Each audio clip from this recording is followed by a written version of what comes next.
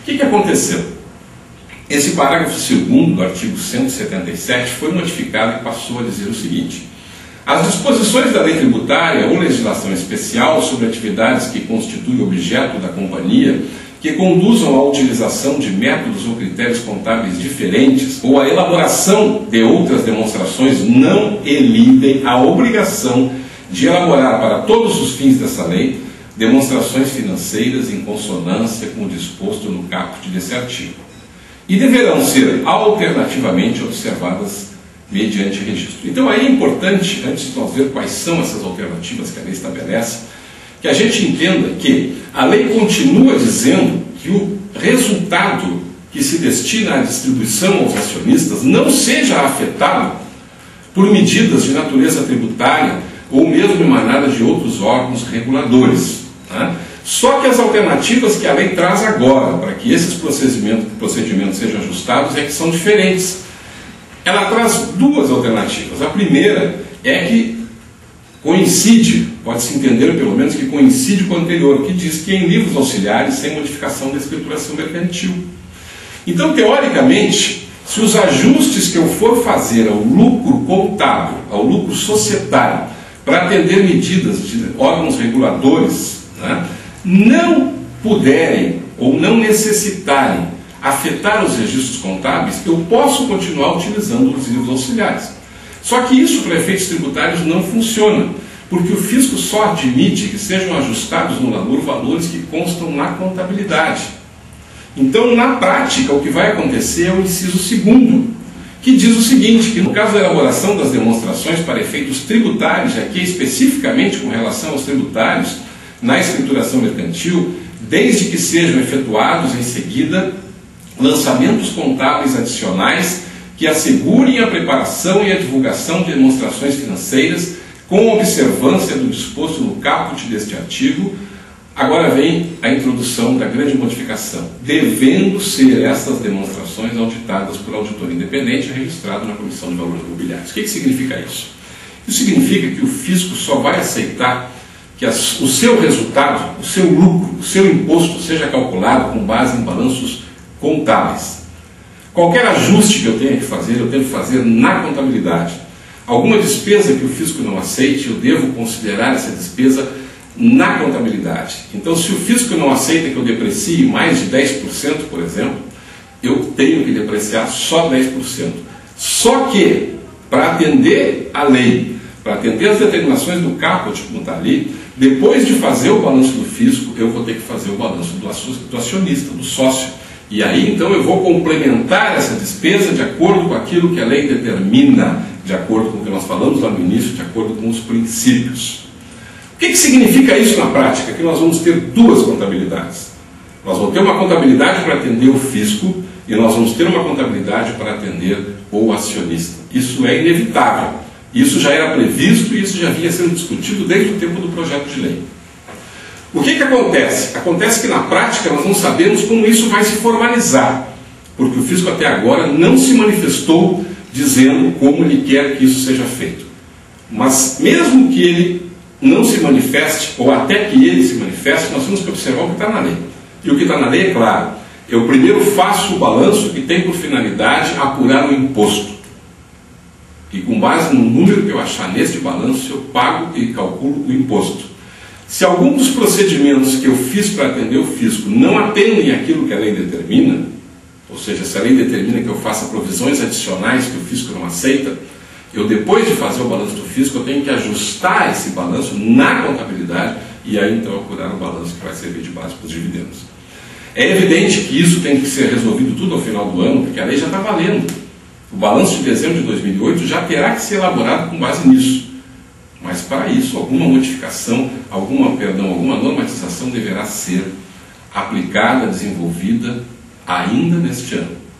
Até que isso não ocorra, cada um evidentemente vai interpretar da sua forma. O artigo 177 faz com que a gente tenha então uma pergunta: puxa vida, mas essa lei então veio para gerar imposto? Tudo isso vai gerar mais imposto? O parágrafo 7º desse artigo contraria essa possibilidade. Tá? Ele diz que os lançamentos de ajustes efetuados exclusivamente para a harmonização de normas contábeis, no termos do parágrafo 2º, que nós acabamos de ver, deste artigo, e as demonstrações e apurações com eles elaboradas não poderão ser base de incidência de impostos e contribuições, nem ter quaisquer outros efeitos tributários. Então, em princípio, a lei não permite que aqueles lançamentos que serão feitos para a harmonização com as normas internacionais venham a ser base de imposto. Como é que isso vai funcionar na prática? O tempo nos dirá, a partir de que nós tenhamos conhecimento das modificações que vierem a ser introduzidas e da normatização dos artigos da lei. Aí no 177 deixa claro que a CVM, né, que é o organismo responsável pela emissão das normas para observância por parte das companhias abertas, deverá, em todas as normas que vierem editar daqui para frente, considerar e levar em conta que essas normas deverão estar em consonância com as normas internacionais de contabilidade adotadas nos principais mercados de valores imobiliários, né? Então a CVM, sempre que fizer uma norma agora, deve levar em conta que essa norma deve estar ajustada aos IFRS, né? E as companhias fechadas, como é que ficam? As companhias fechadas, como já existia a previsão na redação anterior da 6404, estão liberadas para adotar os mesmos procedimentos das companhias abertas, evidentemente que de forma facultativa. Não tendo elas a fiscalização da CVM, elas estão liberadas para ajustar. Muitas delas são obrigadas, muitas vezes, a fazer isso, por serem controladas ou coligadas de companhias abertas e, portanto, serem obrigadas a adotar os mesmos procedimentos para efeitos de equivalência patrimonial e consolidação de balanço.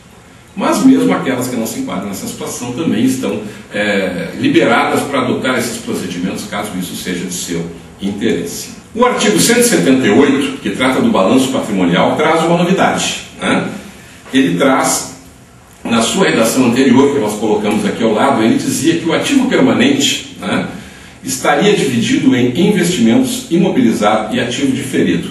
A nova redação diz que este mesmo ativo permanente agora, além do investimento, do imobilizado e diferido, ele traz consigo o intangível, que é um grupo novo criado dentro do ativo permanente. E existe também no patrimônio líquido, tratando do mesmo artigo 178, uma substituição. Nós tínhamos na redação anterior que o patrimônio líquido era dividido em capital social, em reservas de capital, em reservas de reavaliação, em reservas de lucros e lucros ou prejuízos acumulados. A nova lei, ou as novas disposições legais, determinam que o patrimônio líquido agora está dividido em capital social, continua, reservas de capital também continuam.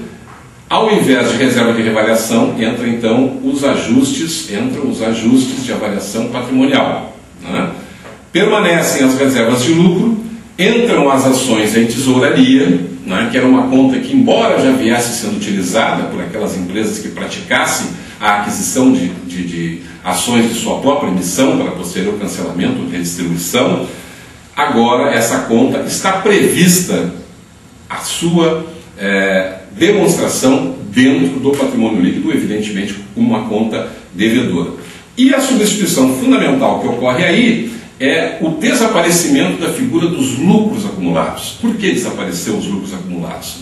Os lucros acumulados desapareceram porque a CVM já tinha esse entendimento para as companhias de capital aberto, que não existe a possibilidade de você ter lucros que não tenham sido destinados.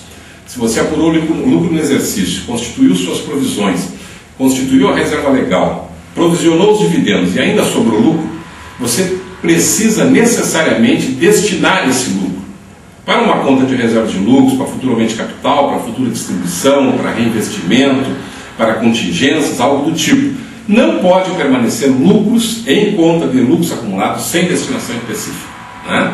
Prejuízos evidentemente permanecem, porque esses ficam ali aguardando que sejam compensados por lucros futuros.